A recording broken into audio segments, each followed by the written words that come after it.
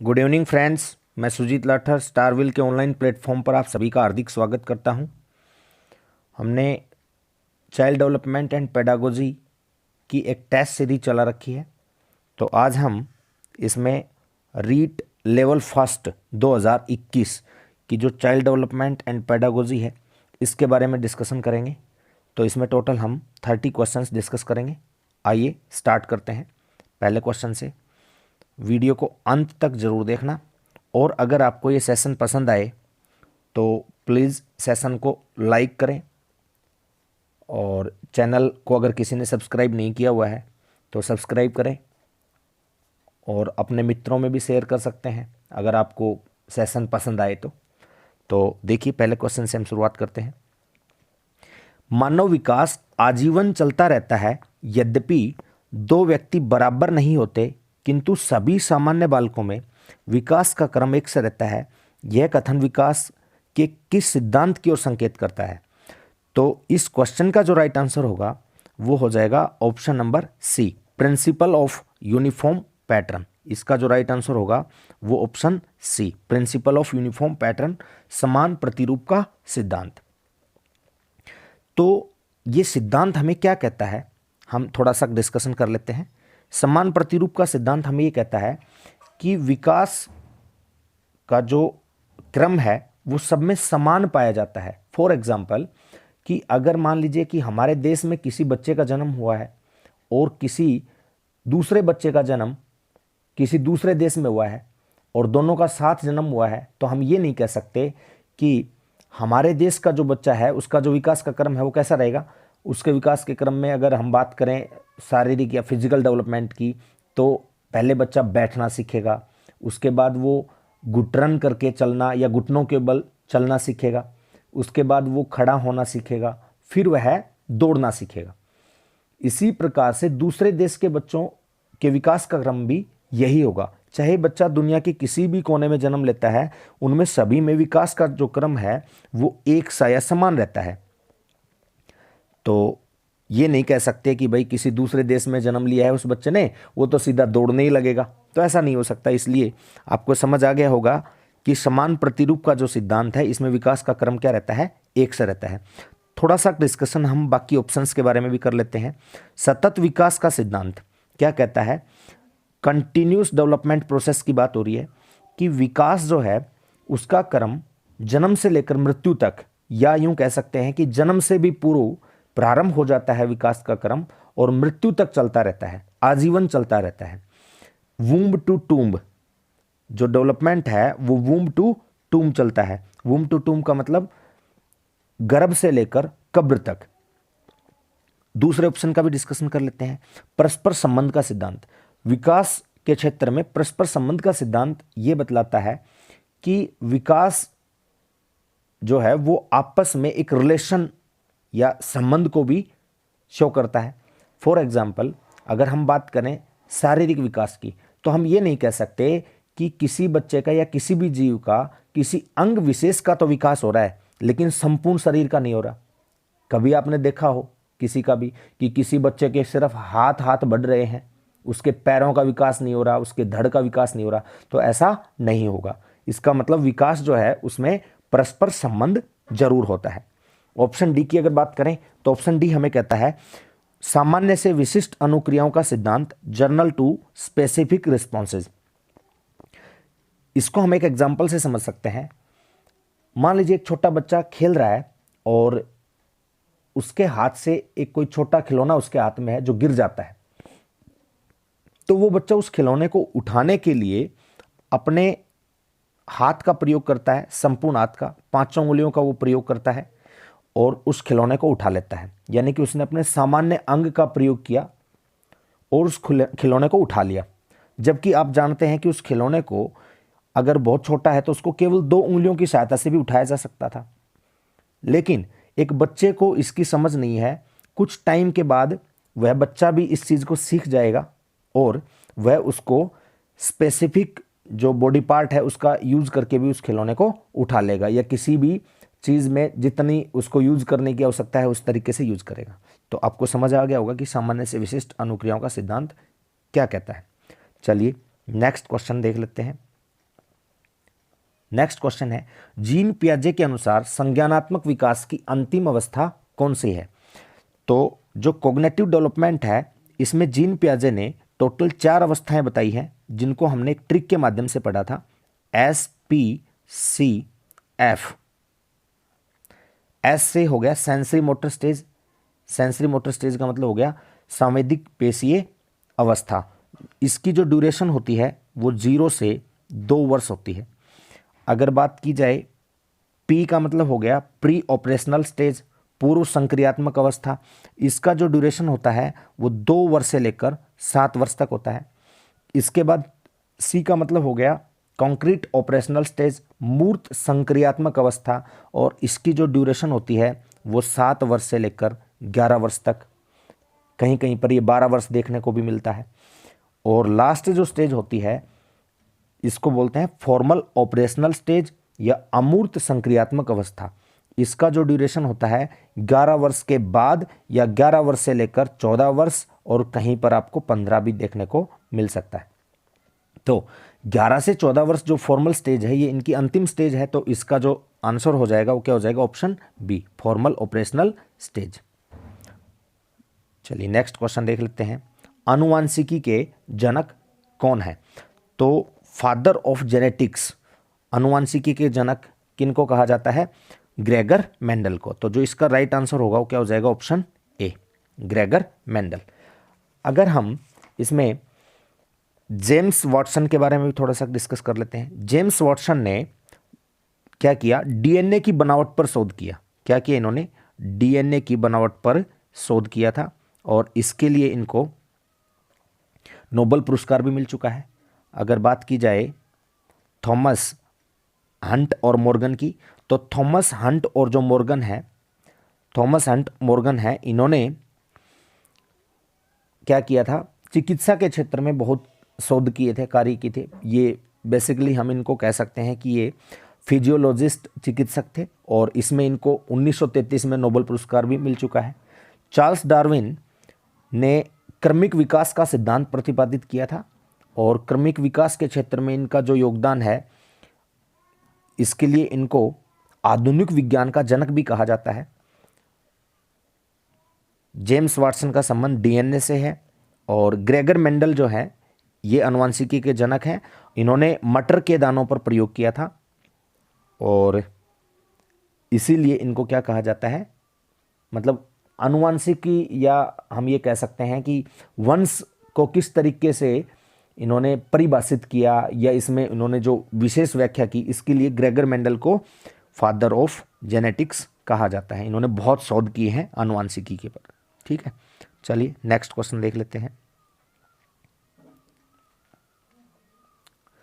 व्यक्तित्व का मनोविश्लेषणात्मक सिद्धांत किसने प्रतिपादित किया? सिंपल क्वेश्चन है, तो इसका जो राइट आंसर होगा वो क्या हो जाएगा? Sigmund Freud. और अब्राहम मैस्लो, अगर हम अब्राहम मैस्लो की बात करें, तो अब्राहम मैस्लो ने कौन सा सिद्धांत दिया है? आवश्यकता अनुक्रमिक या आवश्यकता पदानुक्रमिक सिद्धांत इन्होंने दिया है। ठीक है, और इसमें इन्होंने 5 जो इस एक पिरामिड शेप का वो बनाया था। ठीक है, इसमें इन्होंने 5 वो बता रखी हैं। टोटल हम इसमें आगे डिस्कस भी कर लेंगे कि इनमें कौन सी हैं। जैसे पहले फिजिकल नीड है, सेफ्टी है, लव है, स्टीम है, और सेल्फ एक्चुअलाइजेशन है, वो आगे हम डिस्कस कर लेंगे। अगर बात की जाए कार्ल रोजर्स की, तो जो कार्ल रोजर्स हैं इनको मानवतावादी कहा जाता है। मानवतावादी सिद्धांत के जनक भी इनको कहा जाता है, और अनुभवजन्यात्मक सिद्धांत या अनुभवजन्य सिद्धांत के जनक भी कौन है? कार्ल रोजर्स हैं। जीन पियाजे के बारे में हम पढ़ चुके हैं। ठीक है, संज्ञानात्मक विकास सिद्धांत के जनक है। चलिए नेक्स्ट क्वेश्चन देख लेते हैं। एक 10 वर्षीय बालक की मानसिक आयु 12 वर्ष है, तो बुद्धि लब्धि क्या होगी? तो आईक्यू मतलब इंटेलिजेंस कोशेंट का जो फॉर्मूला है वो किसके द्वारा प्रतिपादित किया गया था? 1912 में सैटर्न के द्वारा ये फॉर्मूला दिया गया था। लेकिन इसमें इनका जो फॉर्मूला था, इन्होंने दिया था MA/CA, MA/CA, mental as upon में क्रोनोलॉजिकल एज। सैटर्न के साथ इनके जो एक सहयोगी थे वो कोहलमान थे, लेकिन इसमें बाद में 1916 में मल्टीप्लाई एंड्रेड का जो कॉन्सेप्ट है वो दिया गया था टर्मन के द्वारा। वो किसके द्वारा दिया गया था? टर्मन के द्वारा दिया गया था। अब अगर आपसे क्वेश्चन ये पूछ लिया जाए कि भाई आईक्यू का जो फॉर्मूला है, बुद्धि लब्धि निकालने का जो सूत्र है, वो किसने प्रतिपादित किया था, तो ये सैटर्न आपको याद रखना है। लेकिन अगर पूछे कि इसको संशोधित किसने किया या मल्टीप्लाई में एंड्रेड का कॉन्सेप्ट किसने दिया, तो टर्मन हम कहेंगे। तो इसको हम ज्ञात करके देख लेते हैं क्वेश्चन में। 10 वर्ष का बालक है तो मेंटल एज एम में ऊपर आता है, तो 12 अपॉन में सी क्रोनोलॉजिकल एज 10 या रियल एज कह सकते हैं, इनटू में 100। जब हम इसको सोल्व करेंगे तो हमारा जो राइट आंसर है वो हो जाएगा ऑप्शन सी 120। चलिए नेक्स्ट क्वेश्चन देख लेते हैं। अल्बर्ट बंडूरा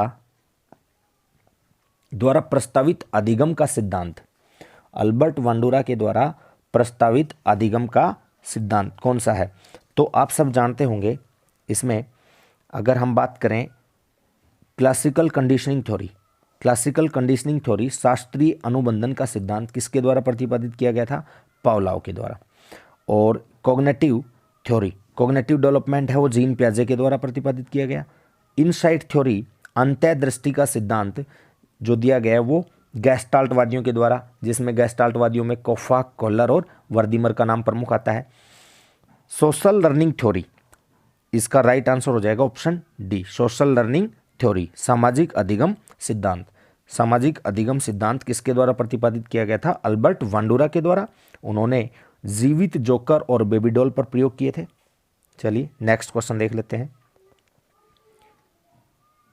रेमंड कैटल द्वारा कितने व्यक्तित्व कारक प्रस्तावित किए गए थे? ठीक है, पर्सनालिटी फैक्टर। तो इसका जो राइट आंसर होगा वो क्या होगा? Option C 16। और इसको हम 16 पीएफ के नाम से पढ़ते भी हैं। 16 पीएफ, 16 पीएफ का मतलब होता है 16 personality factor is given by Raymond cattle. चलिए नेक्स्ट क्वेश्चन देख लेते हैं। कौन सा मैस्लो की आवश्यकताओं के पदानुक्रम में सम्मिलित नहीं है? तो जो मैस्लो ने आवश्यकताओं का जो पदानुक्रमिक सिद्धांत दिया है, इसमें एक पिरामिड शेप में सिद्धांत में टोटल 5 इसमें स्टेप होते हैं, जिसमें पहला नीचे होता है, फिर सेकंड, थर्ड, फोर्थ और फिफ्थ होता है ऊपर। तो इसमें जो सबसे पहला है वो हमारी क्या होती है? फिजिकल नीड होती है। फिजिकल नीड में जैसे भूख, प्यास, नींद, ठीक है। दूसरी कौन सी हमारी नीड होती है? तो इसमें सेफ्टी नीड होती है, सुरक्षा से संबंधित, कपड़े, मकान, ठीक है। और अगर तीसरी स्टेज की हम बात करें तो इसमें लव, बिलोंगिंग्स, जो ये इसकी थर्ड स्टेज हो जाती है। और इसके बाद इसकी जो फोर्थ में आती है वो आती है स्टीम। स्टीम का मतलब सम्मान, ठीक है। और पांचवी जो हो जाती है वो हो जाती है सेल्फ एक्चुअलाइजेशन। तो साइकोलॉजिकल या फिजिकल नीड भी इससे संबंधित है, लव, बिलोंगिंग्स भी संबंधित है और सेल्फ एक्चुअलाइजेशन भी संबंधित। क्या नहीं है? Option B, individualism and collectivism. तो इसका जो आंसर हो जाएगा वो हो जाएगा ऑप्शन बी, सेकंड। यानी कि दैहिक आवश्यकताएं भी इसमें है, स्नेह और समृद्धता भी है और आत्म सिद्धि भी है। क्या नहीं है? व्यक्तिवाद एवं समूहवाद। चलिए नेक्स्ट क्वेश्चन देख लेते हैं। Question number 9। एक व्यक्ति में एक समय पर दो विपरीत इच्छाओं का होना क्या कहलाता है? दो विपरीत इच्छाओं का होना मतलब अपोजिट होना। अपोजिट इच्छाओं का मतलब क्या हो गया कि फॉर एग्जाम्पल आप पढ़ना भी चाहते हैं और आप मोबाइल भी चलाना चाहते हैं, या मान कोई भी अपोजिट जो है, आप किसी को पसंद भी करते हैं और आप किसी को नफरत भी करते हैं। तो इस प्रकार की अगर किसी व्यक्ति विशेष के लिए, किसी भी ऑब्जेक्ट के लिए आपके अंदर इच्छा है तो वो क्या कहलाएगा? कॉन्फ्लिक्ट, द्वंद्व। वो कैसे स्थिति हो जाएगी? द्वंद्व की स्थिति हो जाएगी।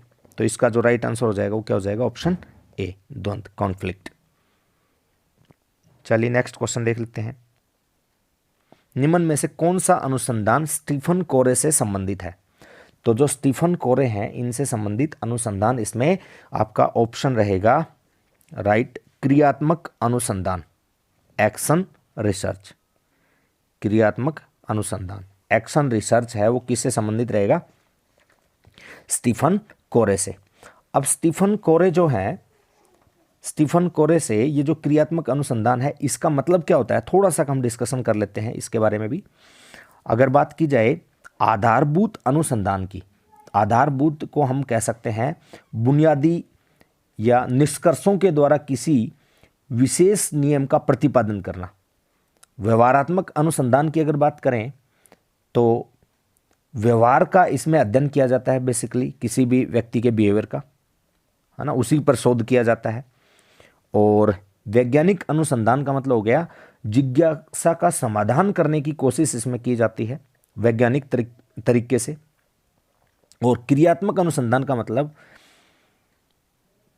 उचित शोध कार्य के साथ तथ्य, ज्ञान और सूचना एकत्रित करने की जो प्रक्रिया होती है, मतलब एक अच्छे शोध के माध्यम से तथ्य, फैक्ट्स जो हैं, नॉलेज है और जो इंफॉर्मेशन है उनको कलेक्ट करने की जो प्रक्रिया होती है वो क्या कहलाती है? क्रियात्मक अनुसंधान कहलाती है। तो स्टीफन कोरे का संबंध किससे है? क्रियात्मक अनुसंधान से। चलिए नेक्स्ट क्वेश्चन देख लेते हैं। व्यक्तिगत भिन्नता को निर्धारित करने के लिए निम्न में से कौन सा जैविक कारक नहीं है?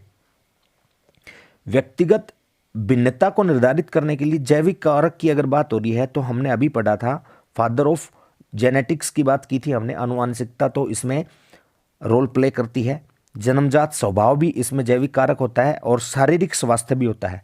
लेकिन अभिभावक जो बालक संबंध है ना, वो इसका राइट ऑप्शन नहीं है, ये इसका जैविक कारक नहीं होता। ठीक है, बाह्य कारक हो सकता है या ये कारक नहीं भी हो सकता। ठीक है, व्यक्तिगत भिन्नता की बात की जाए और उसमें जैविक कारक के बारे में बात कर रहा है तो जैविक कारक कौन से हैं? ये तीनों तो हमारे जैविक कारक हैं, जन्मजात स्वास्थ्य, शारीरिक स्वास्थ्य और आनुवांशिकता। लेकिन क्या नहीं है? अभिभावक बालक संबंध जैविक कारक नहीं है। चलिए नेक्स्ट क्वेश्चन देख लेते हैं।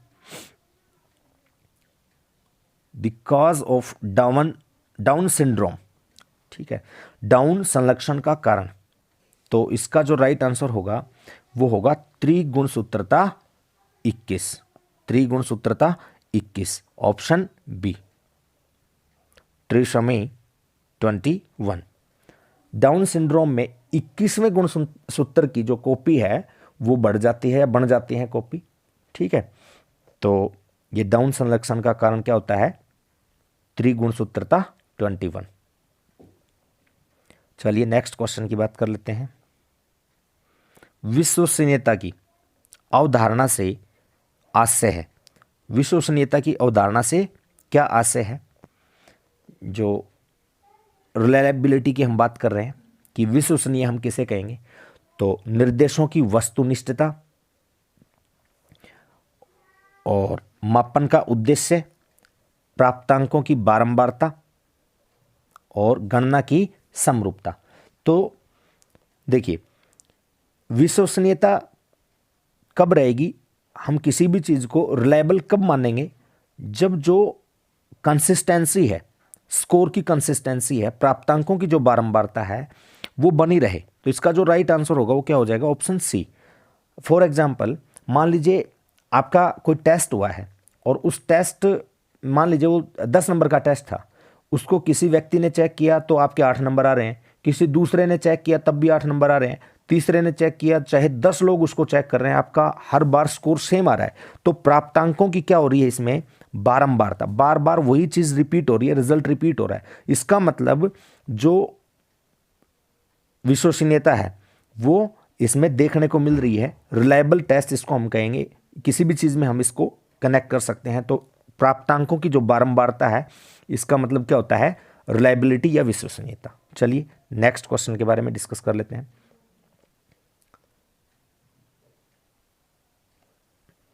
निम्नलिखित में से कौन सा प्रक्षेपीय प्रेक्षण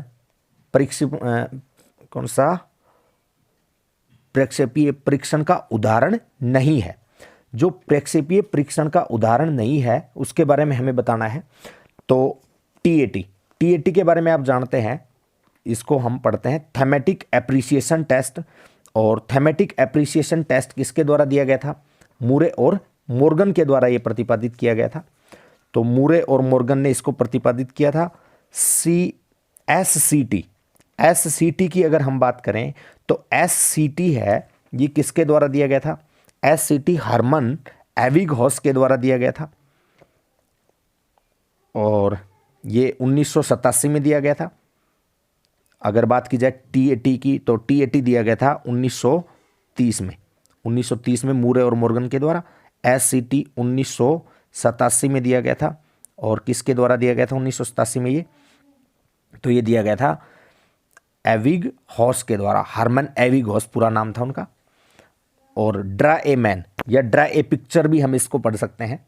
ड्राएमैन जो है वो दिया गया था फ्लोरेंस गुडेनहॉफ के द्वारा, है ना, फ्लोरेंस भी कह देते हैं, फ्लोरेंस गुडेनहॉफ के द्वारा दिया गया था ड्राएमैन टेस्ट। तो जो टीएटी है और ड्राएमैन है या एससीटी है, ये सभी क्या है? प्रोजेक्टिव टेस्ट में माने जाते हैं, प्रोजेक्टिव टेस्ट में इनको काउंट किया जाता है। लेकिन एमएमपीआई जो है उसको प्रोजेक्टिव टेस्ट नहीं माना जाता, ये प्रोजेक्टिव टेस्ट का उदाहरण नहीं है। एमएमपीआई का मतलब क्या होता है? एम का मतलब Minnesota multiphasic personality inventory, Minnesota multiphasic personality inventory. तो इसके टेस्ट को लागू किया था 1937 में, ये प्रतिपादित किया गया था ये टेस्ट।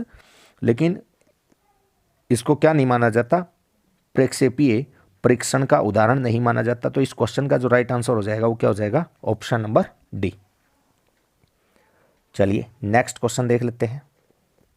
बहुबुद्धि का सिद्धांत किसने प्रतिपादित किया? तो बहुबुद्धि सिद्धांत का जो प्रतिपादक है वो कौन है? हार्वर्ड गार्डनर है। हार्वर्ड गार्डनर ने बहुबुद्धि सिद्धांत को प्रतिपादित किया था और इन्होंने बुद्धि के कुछ 7 प्रकार बताए थे पहले, फिर 8 प्रकार कर दिए थे और उसके बाद 9 प्रकार कर दिए थे। लेकिन 9वें प्रकार में जो आता है उसको एनसीईआरटी नहीं मानती। तो हार्वर्ड गार्डनर की जो आज हम बुद्धि पढ़ते हैं तो कितने प्रकार हम पढ़ते हैं बुद्धि के? 8 प्रकार हम बुद्धि के इनके पढ़ते हैं। और आपको पता होगा कि जीन पियाजे संज्ञानात्मक विकास से संबंधित है। एरिक्सन है, इन्होंने मनोसामाजिक विकास सिद्धांत को प्रतिपादित किया था। और डेविड वेसलर का संबंध बुद्धि से है, इन्होंने वेसलर वैल्यू टेस्ट बुद्धि परीक्षण जो है वो दिया था। ठीक है, और इसके अलावा एक इनका टेस्ट आएगा जो हम पढ़ेंगे WAIS। ठीक है, चलिए नेक्स्ट क्वेश्चन देख लेते हैं।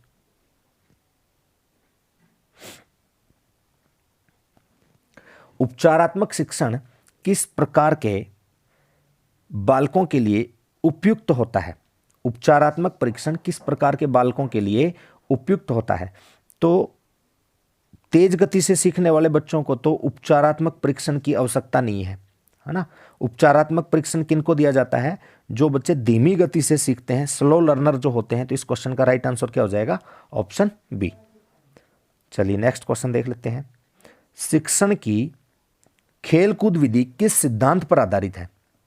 शिक्षण की जो खेलकूद विधि है वो किस सिद्धांत पर आधारित है? तो खेलकूद जो विधि है इसके बारे में हम पढ़ते हैं, फ्रोबेल का नाम भी पढ़ते हैं। ठीक है, और इसके अलावा हम मैडम मारिया मोंटेसरी का नाम भी पढ़ते हैं। ठीक है, फ्रोबेल का नाम भी हम इसमें पढ़ते हैं, जो खेलकूद विधियों के बारे में जब हम पढ़ते हैं। लेकिन इसमें सिद्धांत की बात हो रही है तो इसका जो आंसर होगा वो होगा वृद्धि और विकास का सिद्धांत। वृद्धि और विकास का सिद्धांत, principle of growth and development theory. खेलकूद विधि जो है वो किस सिद्धांत पर आधारित है? खेलकूद विधि जो है वृद्धि और विकास के सिद्धांत पर आधारित है, क्योंकि जैसे जैसे बच्चे में वृद्धि हो रही है तो उसमें इंटरेस्ट क्रिएट करने के लिए पहले उसको खेलकूद की विधियों के माध्यम से पढ़ाया जाता है और उसके बाद फिर प्रोसेस को उसके अंदर जब वो चीज़ें क्या हो जाती हैं, हैबिचुअल हो जाती हैं, तो फिर उसको अलग अलग अन्य तरीकों से पढ़ाने जाने लगा जाता है। ठीक है, तो चलिए नेक्स्ट क्वेश्चन देख लेते हैं। NCF 2005 की राष्ट्रीय स्टीयरिंग समिति के अध्यक्ष कौन थे? तो इसमें आपको कोई डाउट नहीं होना चाहिए, ऑप्शन सी प्रोफेसर यशपाल इसका राइट आंसर हो जाएंगे। प्रोफेसर यशपाल इस समिति के अध्यक्ष थे। नेक्स्ट क्वेश्चन भी देख लेते हैं। आरटी के अधिनियम 2009 किस आयु वर्ग के बालकों के लिए है? तो इसका जो राइट आंसर हो जाएगा वो ऑप्शन डी हो जाएगा, 6 से 14 वर्ष के बालकों के लिए है ये। आरटी अधिनियम 2009 6 वर्ष से 14 वर्ष के बालकों को निःशुल्क और अनिवार्य शिक्षा का अधिकार देता है, ठीक है। और अगर डिसेबल्ड बच्चे हैं तो ये 6 वर्ष से 18 वर्ष तक के लिए अधिकार प्रदान करता है। चलिए नेक्स्ट क्वेश्चन देख लेते हैं। निम्नलिखित में से कौन सा दैहिक अभिप्रेरक नहीं है? तो इसमें जो राइट आंसर हो जाएगा वो हो जाएगा ऑप्शन ए। जो अचीवमेंट है, उपलब्धि है, वो क्या नहीं है? दैहिक अभिप्रेरक नहीं है, साइकोलॉजिकल या फिजिकल नीड नहीं है। भूख प्यास नींद, अभी मैंने आपको एक क्वेश्चन में डिस्कस करके बताया था कि ये सभी किस में आती हैं, भूख प्यास और नींद, ये आपकी दैहिक या साइकोलॉजिकल नीड में आती हैं। चलिए नेक्स्ट। एनसीएफ 2005 के अनुसार गणित शिक्षण का प्रमुख उद्देश्य क्या है? तो गणित शिक्षण का जो प्रमुख उद्देश्य है एनसीएफ 2005 के अनुसार, यह बालकों के चिंतन का गणितीकरण, उनमें लॉजिकल रीजनिंग और क्रिटिकल थिंकिंग से संबंधित चीज़ें हैं वो डेवलप हो जाएं, इसलिए बालक के चिंतन का गणितीकरण करना ही एनसीएफ 2005 का प्रमुख उद्देश्य माना जाता है। चलिए नेक्स्ट क्वेश्चन देख लेते हैं।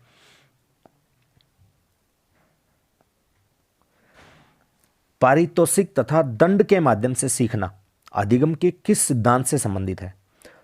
पारितोषिक तथा दंड के माध्यम से सीखना अधिगम के क्रिया प्रसूत अनुबंधन ऑपरेटिंग कंडीशनिंग थ्योरी से संबंधित है। ऑपरेटिंग कंडीशनिंग जो थ्योरी है ये किसके द्वारा प्रतिपादित की गई थी? स्किनर के द्वारा। इन्होंने चूहे और कबूतर पर प्रयोग किए थे, ठीक है। और सामाजिक जो अधिगम है, सोशल लर्निंग, इस सिद्धांत के बारे में हम डिस्कस कर चुके हैं, अल्बर्ट बांडुरा से संबंधित है।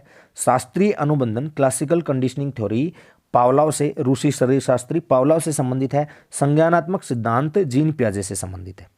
चलिए नेक्स्ट क्वेश्चन देख लेते हैं। निम्न में से कौन सी प्रक्रिया बाल्यावस्था के दौरान सीखने से संबंधित नहीं है? बाल्यावस्था के दौरान देखिए ये क्वेश्चन थोड़ा सा प्रॉब्लमेटिक है, इसमें थोड़ी सी प्रॉब्लम मानी जाएगी। वैसे देखो, पूर्व अनुभव की अगर बात की जाए तो बाल्यावस्था के दौरान बच्चे में पूर्व अनुभव होता है, चाहे अनुभव छोटा ही हो। प्रतिबिंबन रिफ्लेक्शन के माध्यम से भी बच्चे सीखते हैं, कल्पना के माध्यम से भी बच्चे सीखते हैं, तर्क के माध्यम से भी बच्चे सीखने लग जाते हैं। अगर ये कहता कि सीखने से संबंधित नहीं है तो हम इस क्वेश्चन में जाएंगे ऑप्शन डी के साथ, ठीक है। ऑप्शन डी इसका आंसर हो जाएगा। बाकी थोड़ा सा प्रॉब्लमेटिक है, ठीक है, टेंशन ना रखें, कोई दिक्कत नहीं है। ऑप्शन डी इसका आएगा क्योंकि तर्क जो है वो विकसित होता है बाल्यावस्था में नहीं, किशोरावस्था, जो पूर्व किशोरावस्था है ना, उसमें आपका ये तर्क या जो आर्ग्यूमेंट है ये डेवलप होता है। तो इसका राइट आंसर डी ही रहेगा। चलिए नेक्स्ट क्वेश्चन देख लेते हैं। किसी विशेष कार्यक्रम या प्रशिक्षण के प्रभावों का मापन करने के लिए किस प्रकार के परीक्षणों को परिकल्पित किया जाता है?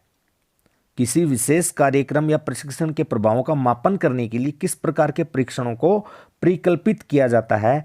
तो इसका जो राइट आंसर हो जाएगा वो होगा ऑप्शन नंबर सी, उपलब्धि। कौन से परीक्षण? उपलब्धि परीक्षणों को इसमें परिकल्पित किया जाता है। विशेष कार्यक्रम या प्रशिक्षण के जो प्रभाव हैं उनका मापन करने के लिए जो अचीवमेंट है, उपलब्धि, ये सबसे बेस्ट तरीका रहता है। व्यक्तित्व का इसमें कोई वो नहीं है, व्यक्तित्व परीक्षण अलग चीज हो गई, बुद्धि का मापन अलग हो गया, क्रिएटिविटी या रचनात्मकता का मापन अलग हो गया। तो सिंपल क्वेश्चन है। चलिए नेक्स्ट क्वेश्चन की ओर बढ़ते हैं।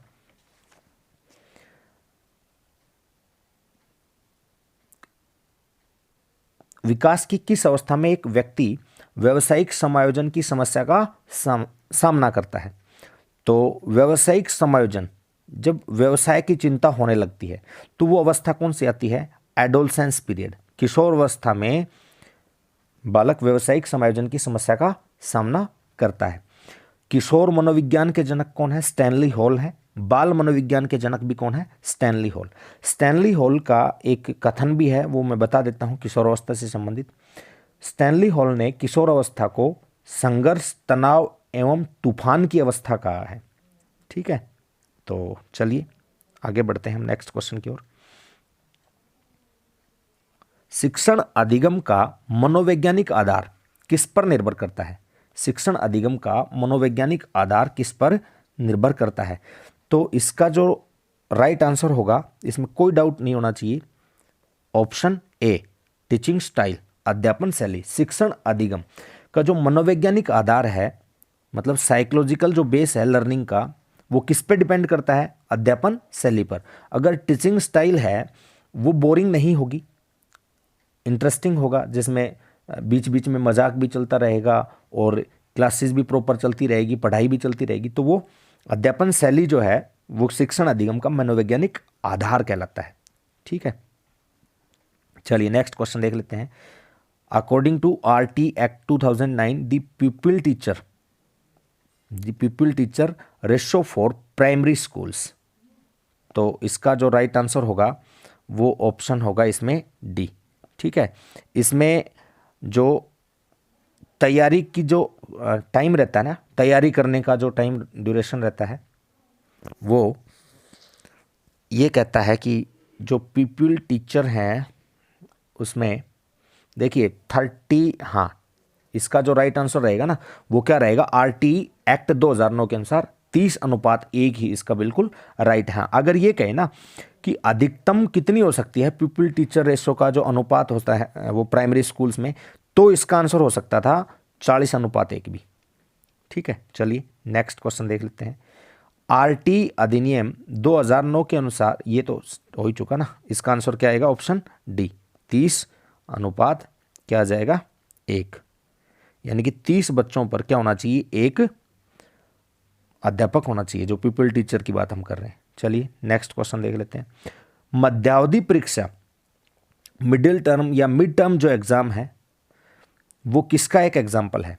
जो मध्यावधि परीक्षा है या मिडिल टर्म जो एग्जाम है वो एक प्रकार का योगात्मक मूल्यांकन, सबमेटिव असेसमेंट है। ये कैसा असेसमेंट है? एक प्रकार का सबमेटिव असेसमेंट है, योगात्मक मूल्यांकन है, जिसमें बीच में परीक्षा होती है, फिर उसका मूल्यांकन किया जाता है, फिर नेक्स्ट सेशन के लिए तैयारी करवाई जाती है या नेक्स्ट सेमेस्टर के लिए तैयारी करवाई जाती है। तो इस प्रकार की जो परीक्षा होती है मध्यावधि परीक्षा, ये योगात्मक मूल्यांकन या सबमेटिव असेसमेंट का एग्जाम्पल है।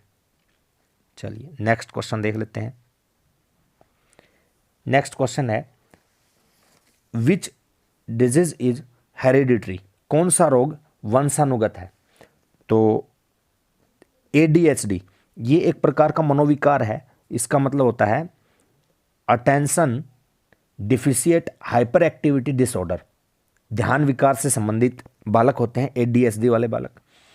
HIV एड्स आप जानते हैं वायरस जनित रोग होता है।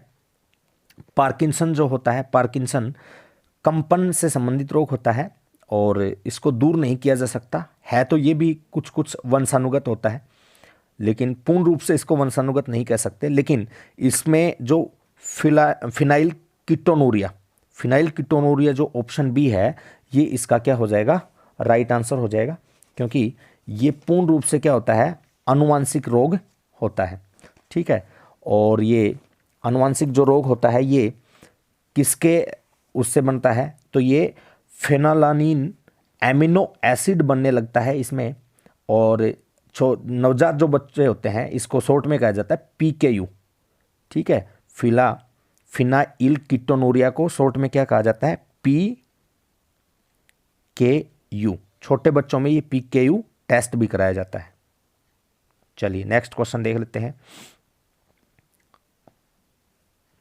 निम्नलिखित में से कौन सा बुद्धि का निष्पादन परीक्षण है? तो बुद्धि का जो निष्पादन परीक्षण है इसमें क्या आंसर आ जाएगा?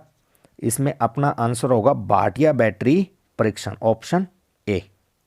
क्या आंसर आएगा इसमें? ऑप्शन ए, भाटिया बैटरी परीक्षण। तो भाटिया बैटरी परीक्षण है वो बुद्धि का निष्पादन परीक्षण है। 1955 में ये परीक्षण किया गया था CH भाटिया के द्वारा। थोड़ा सा हम डिस्कशन कर लेते हैं और ऑप्शन का भी। रोर्सा इंक ब्लोट टेस्ट, ये व्यक्तित्व परीक्षण है, बुद्धि परीक्षण नहीं है। और हरमन रोर्सा स्विट्जरलैंड के थे, इन्होंने 1921 में इंक ब्लोट टेस्ट किया था, ठीक है। और रेवंस स्पैम, रेवन का SPM, रेवन का जो SPM जो है ये भी बुद्धि का एक टेस्ट होता है। SPM का मतलब हो गया standard progressive matrix, standard progressive matrix. और एक यहाँ पर हम देख लेते हैं ये WAIS क्या है। तो WAIS का मतलब हो गया Wechsler adult intelligence scale. WAIS का मतलब क्या हो गया? Wechsler adult intelligence scale. ये भी 1955 में दिया गया था। तो ये बुद्धि परीक्षण है 3, भाटिया बैटरी, WAIS और रेवेंस SPM। लेकिन जो रोर्सा परीक्षण है ये क्या है? व्यक्तित्व का परीक्षण है। इसमें हमें पूछा है बुद्धि का निष्पादन परीक्षण कौन सा है, तो बुद्धि का निष्पादन परीक्षण है भाटिया बैटरी परीक्षण। आई होप आपको समझ आया होगा क्वेश्चंस की जो सीरीज है। इसमें आपका किसी प्रकार का कोई डाउट हो तो आप कमेंट कर सकते हैं कमेंट सेक्शन में। अगर आपको ये वीडियो पसंद आए तो प्लीज़ इसको सब्सक्राइब करना ना भूलें, ठीक है। आपके जो सभी मित्र हैं, जो भी ग्रुप्स हैं, उन सभी में आप शेयर करें प्लीज़। इससे हमें थोड़ा सा मोटिवेशन मिलेगा और भी हम आगे आप लोगों के लिए ये जो टेस्ट सीरीज़ हैं ये हम कर रहे हैं। और साथ ही हमारा एक प्रयास चल रहा है कि आपको बोर्ड पर डिस्क्रिप्टिव जो लेक्चर हैं अच्छे से डिटेल तरीके से कराए जाएं, उसमें हम लगे हुए हैं। थोड़ा सा काम अगर हो जाता है तो वो भी हम जल्दी ही स्टार्ट कर देंगे। तो आज के लिए इतना ही। नमस्कार, बाय बाय, टेक केयर। मिलते हैं नेक्स्ट सेशन में। Thanks for watching.